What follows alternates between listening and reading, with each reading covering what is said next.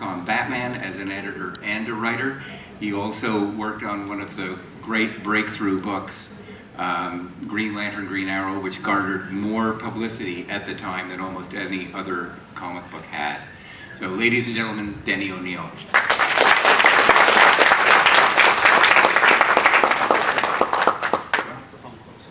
Microphone closer to you. Yeah, how's that? Is CX4 calling control tower?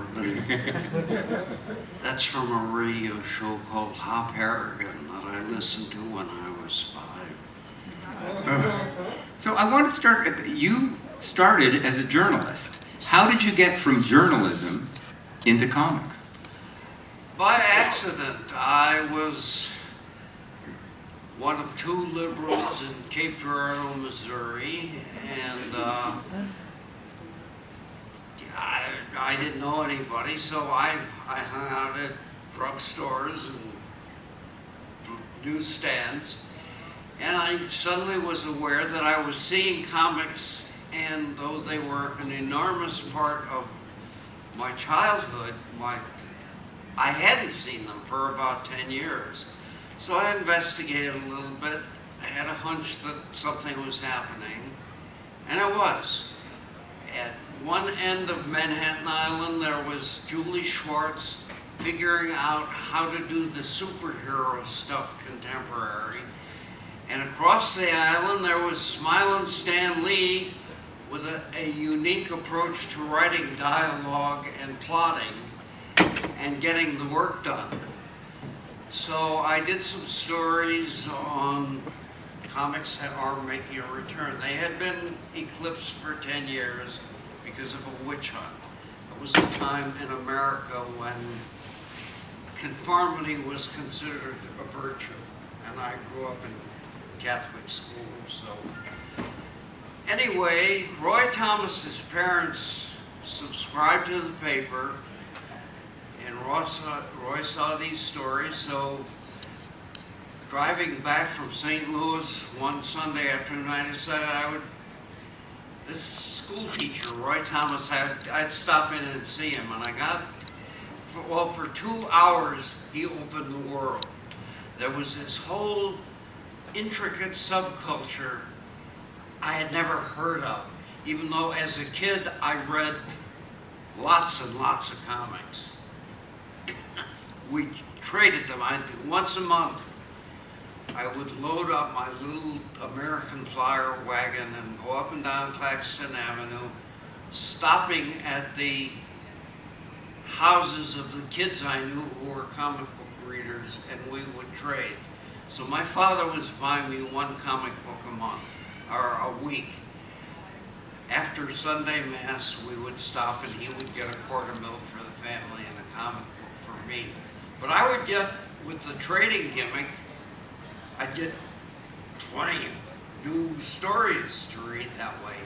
And I don't remember the relationship I had with school. I have a hunch that I was finding Superman and Batman a lot more interesting than Dick and Jane and the damn ball that they were always chasing. I have a fairly severe case of ADD, and I question that I've ever learned anything in a classroom. I was from childhood on a constant reader, though I didn't come from a literary family. But I've always been interested in finding things out. And if you have ADD, it is torture to sit through an hour and a half of a guy who the teacher probably doesn't want to be there. I married eventually the best teacher I've ever known. She loved kids. That's the secret of teaching grade school. Love children, and she did. My son is a college professor, and I occasionally teach at New York University. And if you're teaching at that level, you've got to love the subject. You don't even have to know the names of the kids, but you have to really be interested in what you're doing. Well, what about comics interested in you? Why? And you've devoted, over a 5 decade career to comics. What is it about comics that you love as an art form? I sometimes think it's genetic. I have known people, I was married to one, who could not like comics. Annie wanted to like comics. And she liked the people I was, bringing home. But she couldn't, and she was an avid reader and a science fiction fan. But she could not wrap her head around. Here's what comics are. It's a language.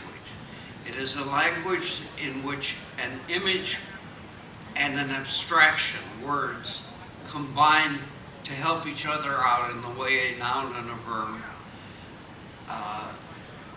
cooperate to make an English sentence. And there's something about the language. I just loved it from age 4 on. And other people, like the guy who reads the most novels I know, Paul Kupperberg, can't read poetry, just does not respond to it. I don't know why this is. I know that I have been a storyteller since age 7, and the people who last at this job are the ones who would be doing it if they weren't getting paid. They have a kind of need to tell stories.